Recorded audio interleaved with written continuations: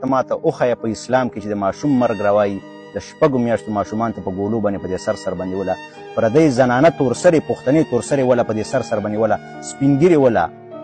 یا لکه دا کم حال بیا ګورنمنټ نه ګیلې کوي د آرمي نه پولیس نه ماشاءالله ماشاءالله په پړه چنار کې غازیانو صاحبانو ډېر غټ جهاد کړی ده او د پښتنو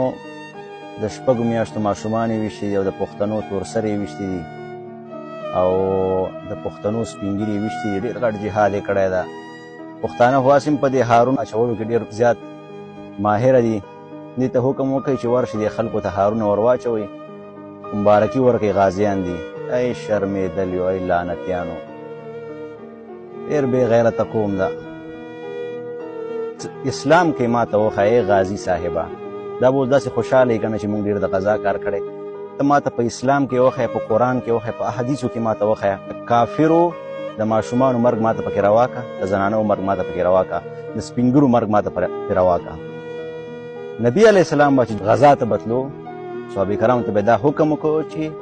ماشومان زنانه او سپین ږیري دا به نه وژنئ دا د اسلام په نوم جنگ ده او د پښتنو نسل کشي روانه ده ختمېدل دي